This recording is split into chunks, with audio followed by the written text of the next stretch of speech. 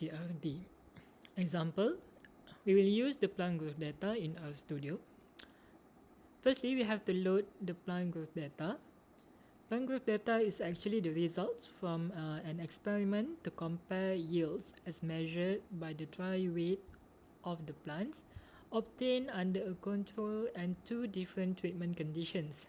So the first step is to load the data. So you use the data, the name of the data plant growth, and then click run.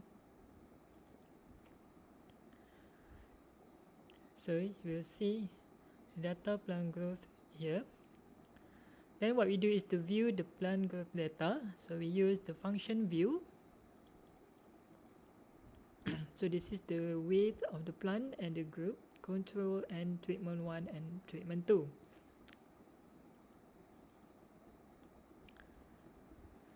So for Anova, we use the AOV function. So we specify our result as result.anova. So we use the AOV function, the weight, followed by this symbol, then the group, data, equal to which data we want to choose. So the weight is the response variable, and the group is the predictor. So data is equal to plant growth, then we click run here. And summary. Summary is we want to summarize our result. So our result is result.aov. So click run here, and we get the result of our Anova. So this is the F value and the probability at 0.05. So this is significant codes. Only one asterisk means significant at 0.05. Then we can print the model tables result Anova. We want to print the means values for each group or each treatment versus the control.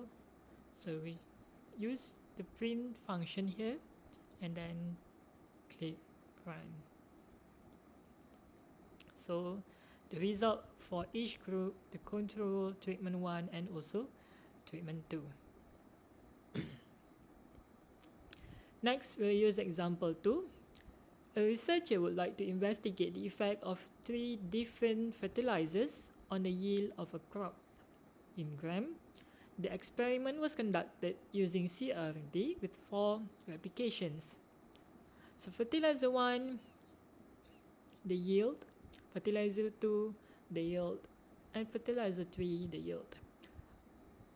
Since only one factor, which is the fertilizer, is involved, and it involves CRD, it is also known as one factor or one-way Anova. Let's say we have the data in Excel or in the text format. So we can import the data from Excel or text format. So I have the data here in the desktop, the crop yield in Excel format and crop yield in text format. So what we need to do is to import the data. So click here and we can import from text or we can import from Excel. So I will show you how to import from text first. So choose from text base, then click desktop, and then click here crop yield, then click open. So we have the name of the data. You can change the name of the data. Encoding, please leave it automatic. Heading, yes. If you choose no, so that it will have V1 and V2. So we have specified each column's name. So we choose heading, yes. Row names automatic, separated tab, decimal period, quote. Just leave it all as default, and we can click here strings as factors.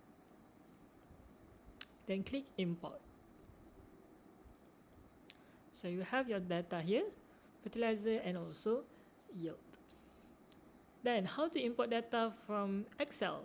Click here and click import from Excel, and you can choose the data we have here in the desktop. So we choose crop wheel, the Excel format, click open, and then you preview the data here. Okay, then the name is crop yield, the sheet default, and leave it all to default. So we have the fertilizer, and also we have yield. You can choose, you want to change it to numeric. Fertilizer, just leave it to character. Then click import. So you have the data, fertilizer, and yield here.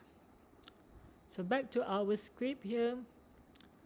So we specify our result as test1. We use the AOV function here, yield as a response variable, and then fertilizer, the factor, data.